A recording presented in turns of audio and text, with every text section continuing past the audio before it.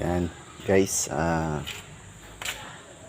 customer complaint ng Ford F-150 niya is namamatay. So check natin kung may DTC ba siya. So ito, okay, Ford Explorer. Itong Ford Explorer F-150 tuloy na sabi ko, Ford Explorer. So check natin. So lahat gumagana. Off muna natin yung aircon. Yan, fan, off na natin to.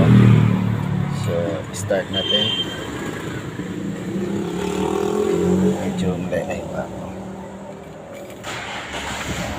Yan.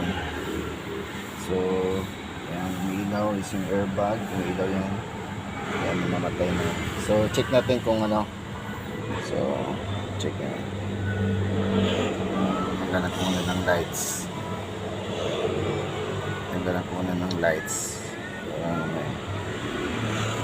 Okay. Okay. Diagnose. Yan. May dalawang nababasa. So tingnan natin kung itong dalawang nababasa. Let's check. Okay. Okay, throttle pedal sensor, switch A, circuit low, P0122, at saka P0452 or EBAP.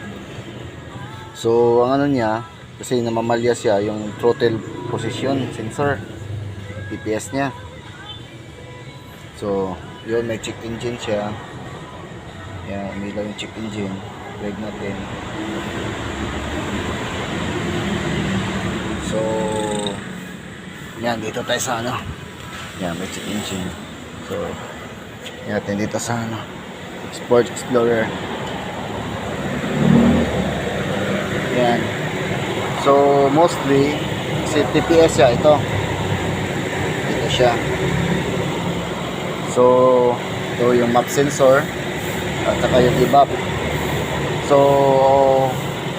yan natin, subukan munang linisan.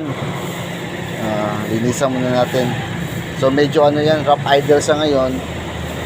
Medyo, tapos ang complaint nito, rough idle at saka namamatay. Okay, check natin sa ano. Natin ilaw yan. Sensor. Yan. Okay. So check natin. So update ko na lang kayo sa next video kung anong ginawa ko. Okay guys, thank you.